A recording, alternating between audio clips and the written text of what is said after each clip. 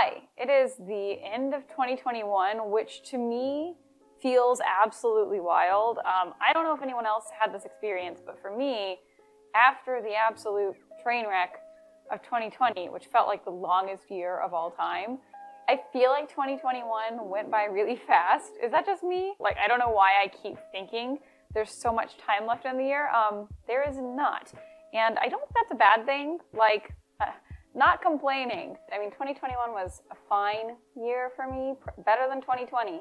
I think even though at the beginning of 2021 we were all like still socially distant, like more so than we are now, I think we had better strategies for dealing with that. But aside from, just personal life stuff, I feel like 2021 was a pretty good year for me in terms of like consuming media and discovering new things. So that's what I'm going to talk about today. I like to do these at the end of every year, to talk about my favorites of each year. I know a lot of people don't do like yearly favorites videos, but I just don't buy or watch or read enough things to do favorites for each like month or season. But I do consume enough stuff in a year. So that's what I'm going to talk about.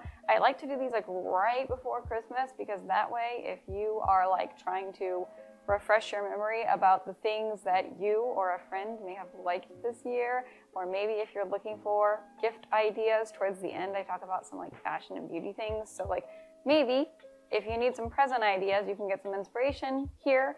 If not, at the very least, we can kind of look back and think about some of the things that were fun to watch and read and stuff in 2021. So I'm starting off with my list of shows that I enjoyed in 2021. And the first show that I remember watching this year was WandaVision.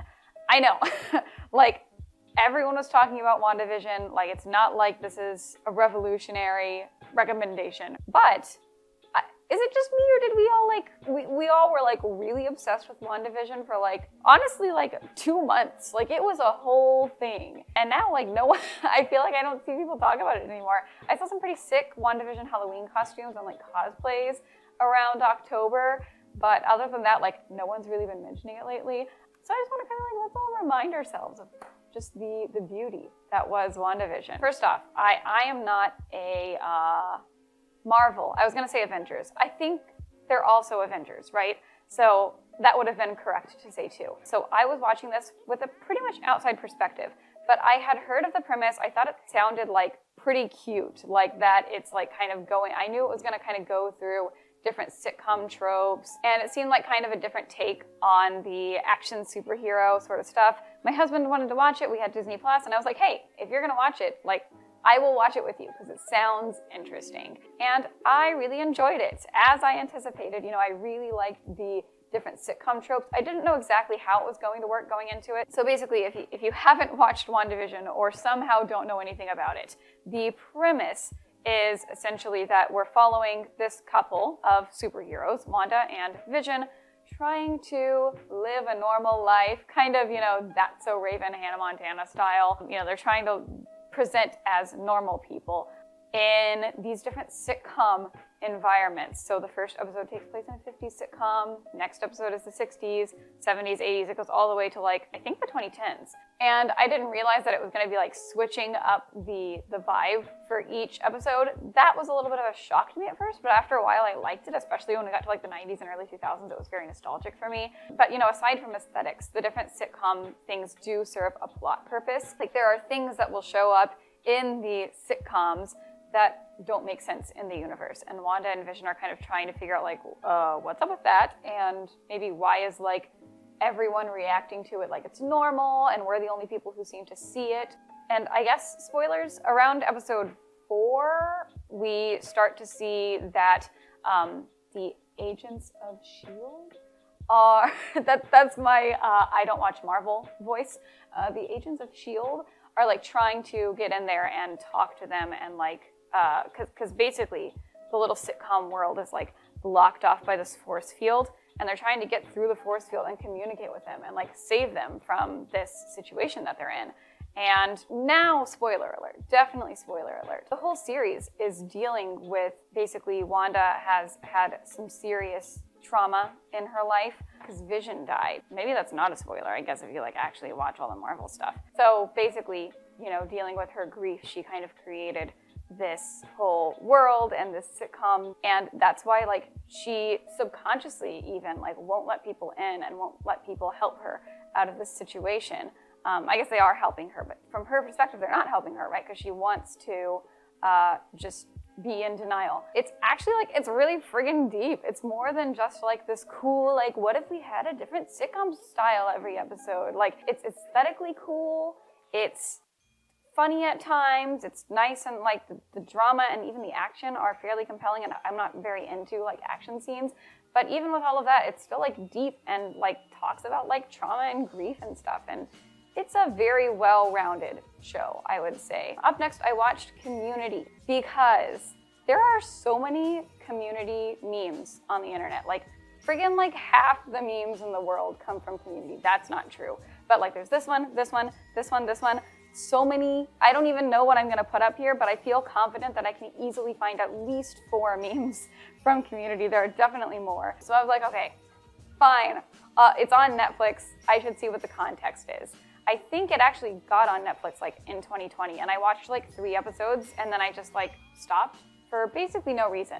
But this year I like actually went through everything else and I feel like season 2 is where I really got invested in it, and then after that it was just like, okay, yeah, I can easily finish this show. Basically a show about a study group at a community college, and I mean, that's it.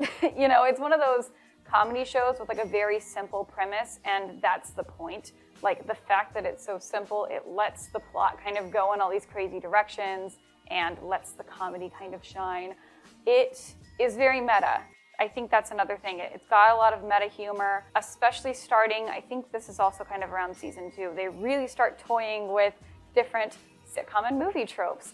Kind of like, it actually kind of reminded me of WandaVision at first. I was like, this is like WandaVision again. I love this. Because, you know, sometimes you'll just like be watching an episode and then you're like, oh, this is freaking a Star Wars themed paintball fight. You know, okay, I guess that's what we're doing now. Or, oh yeah, of course the freaking Christmas episode is claymation. Like, of course. Like, it's just like, it's the way it is. This show is just like weird and wacky, and they do a bunch of, I feel like they mess around with the format, and I love that. A lot of freaking hilarious people also. I mean, like freaking Donald Glover, first of all, just iconic. And obviously he's off doing like his music rap stuff now, and I love that for him. But man, I didn't realize how freaking funny he was. His intonation and delivery of certain lines, I'm like, dang, he's just hilarious. He knows what he's doing. Alison Brie, also, like, I think highly underrated. I feel like a lot of like female comedians, I don't know if she would consider herself like a comedian, but at least in terms of like comedic acting, she is hilarious. Especially if you watch the bloopers, like she's one of the funniest people, like in terms of improv, like even off script, she is hilarious. I love, especially in like, I think it's like seasons 3 and 4 mostly, there's this kind of like holy trinity going on of like Troy, Abed, and Annie, and they're just like, I love their little friendship, it's so fun. Honestly, I feel like I like almost every character, and I'm just gonna say that, and you guys know what I'm talking about.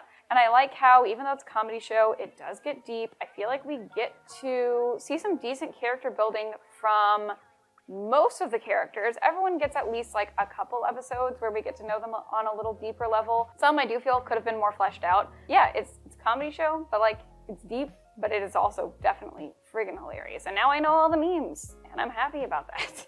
Okay, WandaVision, Community, yeah, we know these shows. Okay, everyone knows these. Boring. Okay, here's my hidden gem that I found this year that I feel like no one was talking about. Schmigadoon. Schmigadoon is an Apple TV original series, I think, and basically it tells the story of a couple who is at a tumultuous time in their relationship, and they go to one of those sort of relationship building, team building camp things, and while they're there, they cross this bridge and end up in a world where everything is a musical. They're just like, they're in a musical now. When they try to cross the bridge back, they're still in the town of Schmigadoon, where everything is a musical.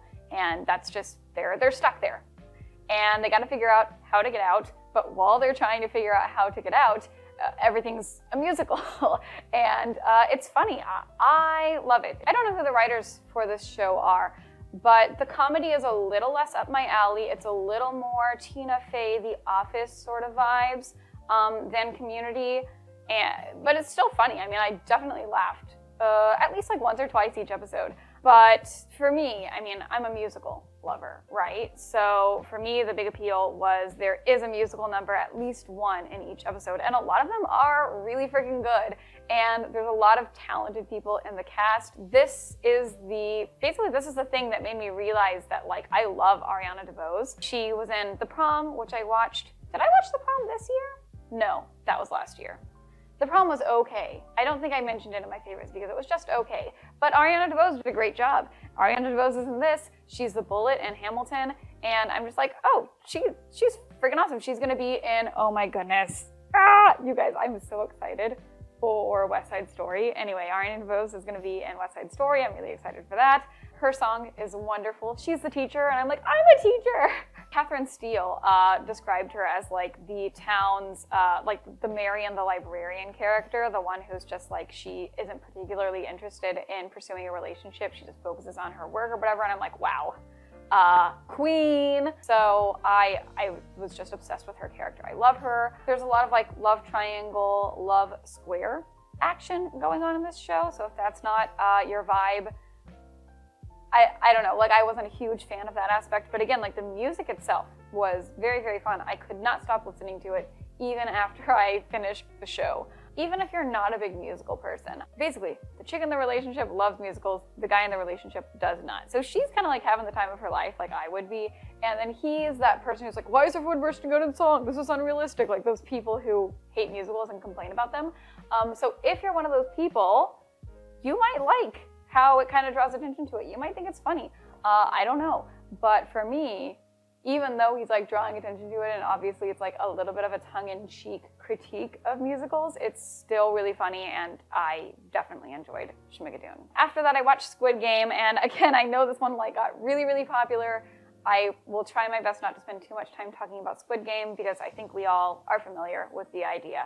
But definitely it was one of those things that I just saw so many people talking about, and I was like, sometimes I hate that. Sometimes I'm like, oh, well, people won't shut up about it and now I'm annoyed. But for some reason, this one I was like, I want to check it out. I was intrigued. It was around Halloween. I wanted something a little bit creepy. So I convinced Eric to watch it with me.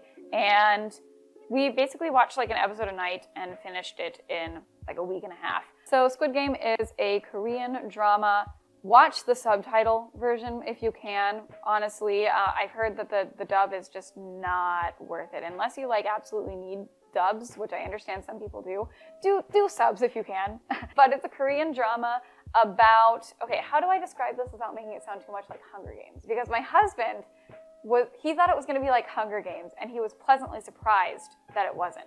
So I'm just going to say like right off the bat, it is not like a post-apocalyptic, we're like killing each other for like the entertainment of the whole country is like watching us. It's not one of those weird things. No hate to Hunger Games. But if you're like kind of sick of that trope, it's not that. Basically, a bunch of people get roped into this game.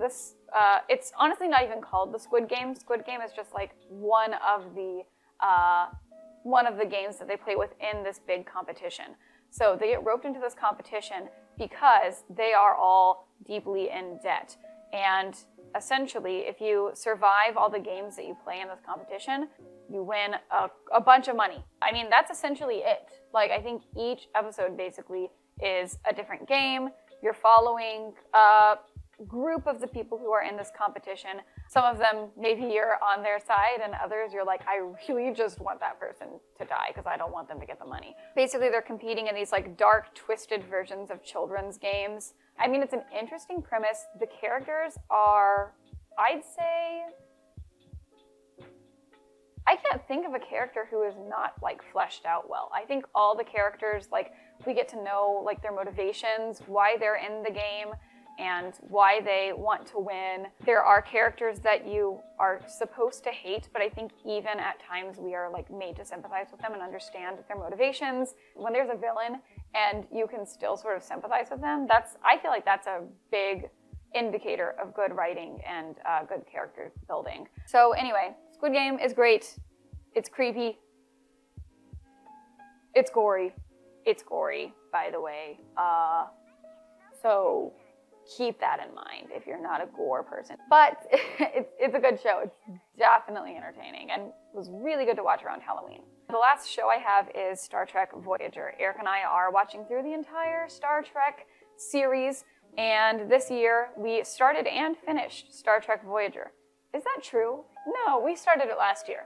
But this year we did finish Voyager. I feel like I have talked about Voyager in a previous video, but I will go ahead and give like my quick final thoughts on Voyager, and that is, I really, really love the premise of Voyager. In season 1, I was so excited. One thing that I liked right off the bat about Voyager is that the whole series sort of revolves around them being sort of cast away into the Delta Quadrant, a very unknown part of space, and they're having a lot of trouble getting back where they came from. I think it's really exciting. It reminds me more of what's sort of going on in the original series, which, you know, the original series is very much pitched as space, the final frontier. Every episode, it's like something that they haven't encountered before. And Voyager, we're back in that sort of mindset of everything's new. We have no idea what could possibly happen. And then, I don't know around like what season, but it just felt like they started getting into a groove, and it started to feel more and more samey every episode.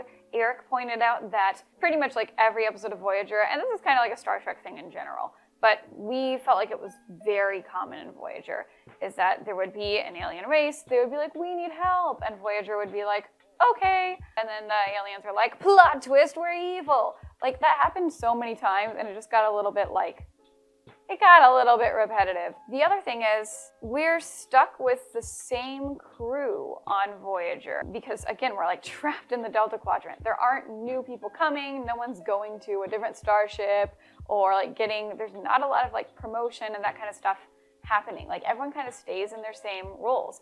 And I was like, I think that's a really interesting idea. I feel like it gives a lot of opportunity for character development, and in my opinion, that did not happen nearly as much as I wanted it to. When I think of most of the characters from Voyager, I feel like they kind of started out in the same place where they ended up. And that's true of other Star Trek versions too, but again, because we're like stuck with the same cast and like no one new is coming in or leaving, I really thought that there would be more character development. And maybe part of that is also that we had just watched Deep Space Nine, which has a lot of great character development. So maybe I was like, maybe that was kind of fresh on my mind. Of course, the two exceptions that I can think of off the top of my head are the Doctor and Seven, who definitely had a lot of character development. And I liked both of those arcs. Like, sometimes I really like B'Elanna. I wouldn't say I relate to her, but I really find it interesting, her sort of conflicting, like denying her Klingon identity, but not feeling fully human sort of stuff. I think those are really, really interesting episodes when we delve into that. I also think B'Elanna actually had a pretty good amount of character growth, and I wish we could have focused on that a little bit more at times. I like Seven. I like her arc. I love Janeway, actually. Like, even though I wouldn't say that like I had a particularly favorite character or anyone that I really, really enjoyed, Janeway is probably my second favorite captain, and Picard is just my favorite because he's the first. I started with TNG, so like I'm a little biased. So like, again, like I don't mean to roast Voyager. It just like, there were things that I feel like it had the potential to do and it didn't do, and that was a little disappointing to me. But overall, I enjoyed Voyager, and now I'm watching Enterprise, which is a very different experience, and I will let you guys know about our Enterprise thoughts next year, probably. Up next, we have music. So I have a decent amount of music, I would say, this year. The first thing that I got really into listening to this year was Build a Problem, Jody Clark's first album. She has released EPs before, but this is her first full-fledged album. I got the deluxe album with all the Aloja songs, and I love it. I love Build a Problem. Yeah, I will say, like, you can definitely see how much Jody Clark has grown from her days of just playing, like, cute little love songs on the ukulele, which, again, like, I love those.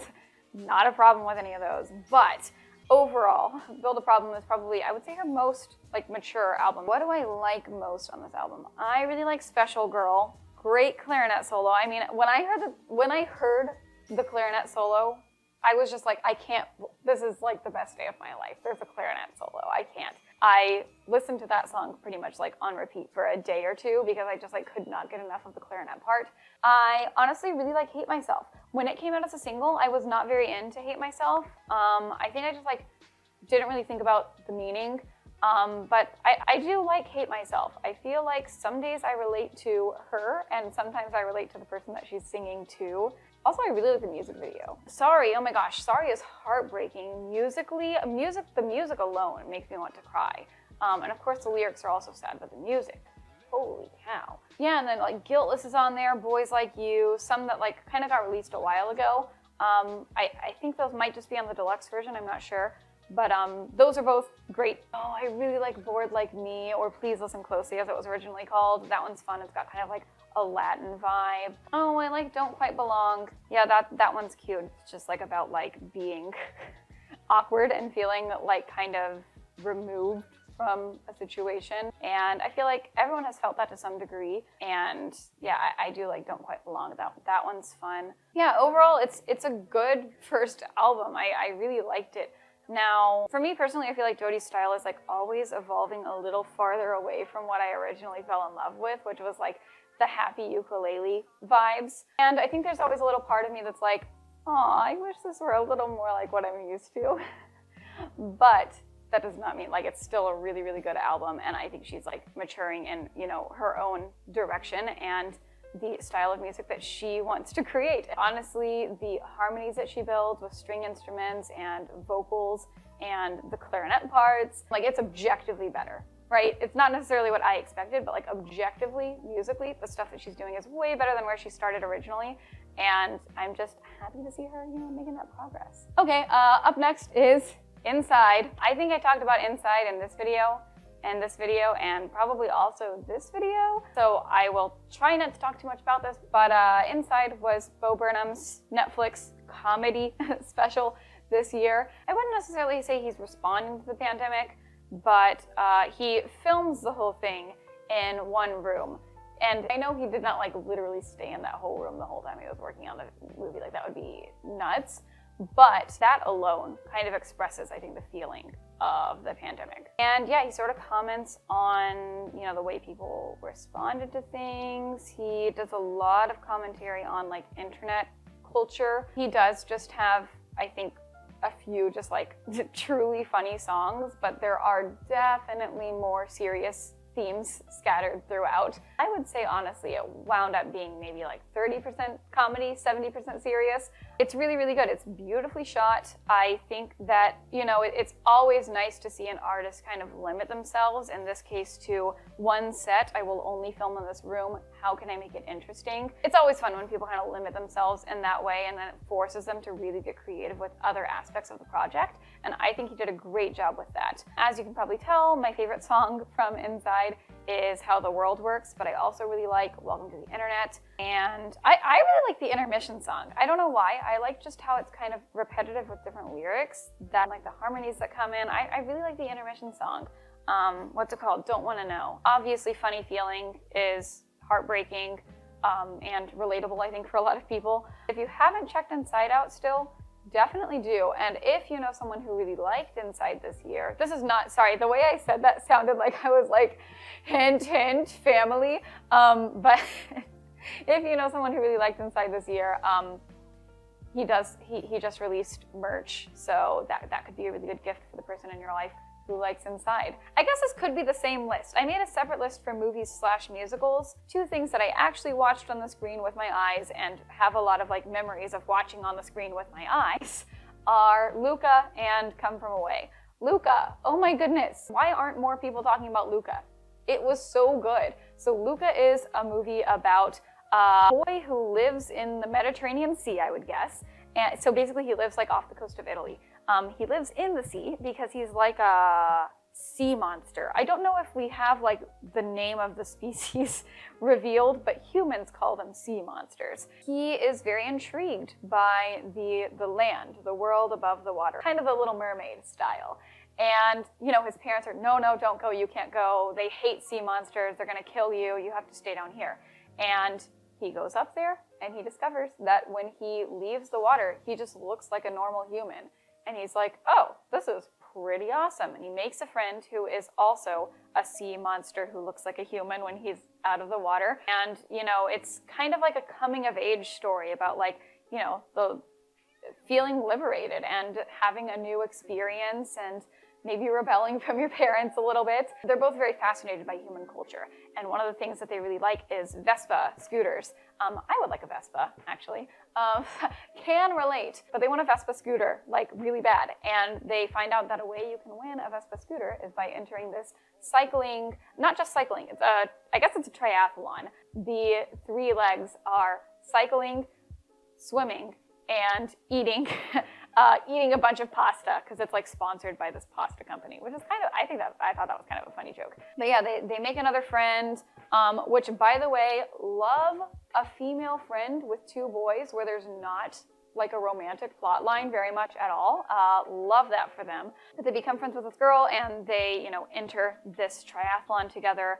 And obviously the girl is fully human, so they have to keep the secret that they're sea monsters, and that's kind of the plot of the movie. I do really like the coming of age sort of vibes. I thought it was very cute and sweet and nostalgic feeling. I personally saw the sort of sea monster thing as like, to me it felt like it was a bit of a metaphor for like being closeted somehow. To me, I was like, this kind of reminds me of like a metaphor for being gay. But I think it could work as a metaphor for lots of things. Kind of like, you know, how Let It Go. A lot of different people connected to the song Let It Go in Frozen. And I think pretty much anyone who has something that they feel like they need to keep secret can relate to the movie Luca in that way. And I thought it was really, really nice. Not too heavy-handed with the metaphor, but like definitely you could interpret it metaphorically. Honestly, like, why are more people not talking about Luca? It was really, really good. Go watch it. Then I watched Come From Away. So this is a musical about 9/11. And that sounds like the weirdest premise ever, right? I feel like 9/11 still feels kind of fresh to a lot of us. So it's kind of like, is it too early to make a musical about that, right? Because people think that musicals are very cheesy, and it just feels kind of weird to make something cheesy about such a serious topic. But it's not a cheesy musical. It's a very serious musical. I probably cried like 4 times throughout the musical. I think it took an interesting approach because it actually focuses on an island in Newfoundland, Canada, and basically how lots of flights were redirected there because, you know, people wanted to just get out of the air. So basically there were tons of emergency landings in this tiny town in Newfoundland. And suddenly this town of like, I don't know, like 1,000 people or something has to care for, like, basically their population doubled because of these emergency landings. And you get to see the perspectives of a lot of these different characters from the small town who are, you know, just trying to do their best and maybe continue living their everyday lives or trying their best to help the people who are, you know, in the emergency landings. And you also hear the perspectives of the people who have landed and, you know, can't contact their family because this was before smartphones. I think it's a really, really great representation of how everyone has a story on 9/11. You know, everyone was affected in some way. And I think it's really, really good. If you are in a like serious mood, but you want to, like, if you're a musical person, but you want something more serious, definitely check out Come From Away. I think it's on Apple TV now. Now I want to end talking about fashion and beauty. I'm not a big fashion and beauty person, so like, you know, I just have a couple things. But there are things that I discovered this year that for me were very, very, like, this is like now part of my daily routine. One of them is this Laneige lip sleeping mask. I have always thought this stuff is stupid, right? You know, I would see beauty gurus be like, oh, it's like $20, but like it lasts a long time, so it's okay. And I was like, that's ridiculous. I'm not spending $20 on chapstick, right? But the thing is, I've been riding my bike a lot this year, and I've been jogging a lot this year. And when I go outside and it's windy and I'm running, and my lips are just like constantly chapped. It has been a problem basically since I lived in Illinois for grad school because the weather was so dry there. I would get like the worst chapped lips to the point where like the corners of my lips would start cracking. If that has ever happened to you, like, you know, it is not pleasant. Like, you can't freaking eat food without the corners of your mouth bleeding. I was like, what can I do about this? I tried several different things. I tried a bunch of different chapsticks, and a friend of mine who was like an esthetician, I asked her, I was like, what the heck do I do? My lips are like constantly chapped, and she was like, try a lip mask. And I was like, oh, I have heard people talk about those, but I always thought they were like bull crap. But I was like, okay, when a person that I know in real life recommends it, it just feels more like, okay, fine, I'll try it. And I know everyone says this, but yes, it is like $20-something, but it actually is worth it. I bought this August or September, like quite a while ago. I use it not every night, but maybe every other night. And look how much I still have left. Like, are you kidding me? So I'm just saying, like, I don't know how well you can see, but there is a decent amount left. This is probably like 5 things of chapstick in one container. So like for 20 bucks, it actually is worth it in my opinion. It tastes good. I got the gummy bear flavor. I like it. And it literally, I haven't had a single problem with my lips being too chapped. And now we're like, you know, I just got through fall and I've still been like riding my bike in this like windy, cold weather. And I have not had a problem. And I really do think it's because of this. It's amazing. My last 2 favorites are clothing items, and I'm literally wearing both of them. I didn't mean to I meant to wear the shirt, but the jeans were just an accident. The first one is just this cute little sweatshirt. I feel like tie-dye was really having a moment when I bought this sweatshirt, and now it's like not so hot anymore. But you know what? I don't care, because I want to feel like the girls on the cover of the No Secret album from 2003, and this makes me feel like that. I feel like it is the early 2000s, baby, and I love it. It's just really soft. It's from the brand Pink Rose, which also made like my favorite cardigan that I love to wear when I'm having like a lazy day around the house. They just make really soft, comfy clothes, and this is great. I think I got it at Kohl's, and I like also that it's cropped, so it's warm, but like also you get a little bit of ventilation. Like I bought it and wore it while I was on vacation with my family in North Carolina. And it was probably July, and I wore this with shorts, and I wasn't like dying of heat. Like we went on the beach like in the evening, so it was a little bit cooler.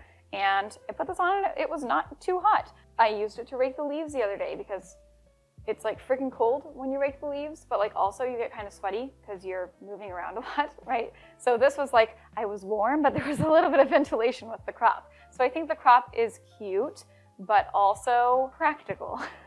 And the last thing on my list, okay, y'all, freaking straight leg jeans, guys, straight leg jeans. I don't understand why millennials are like, I will die with my skinny jeans on.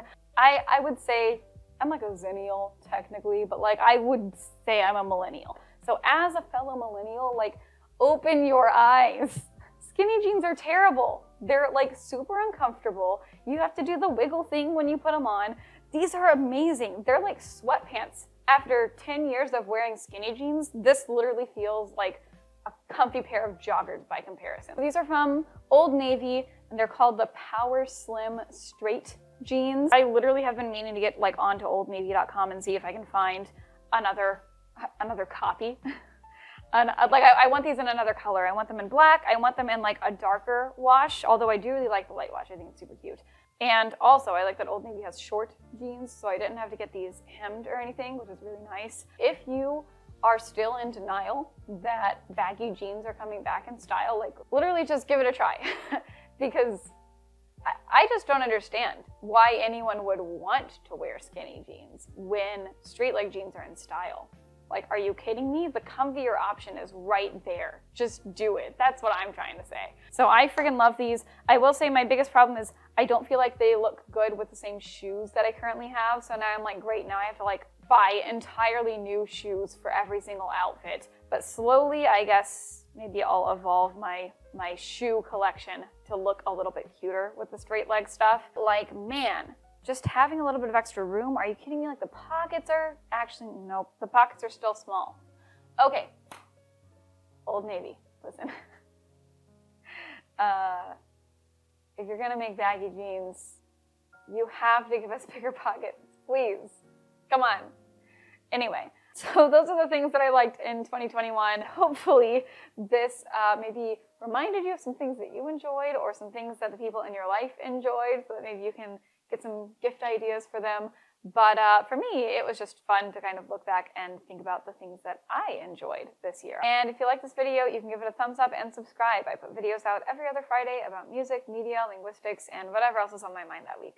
Thanks so much for watching. See ya.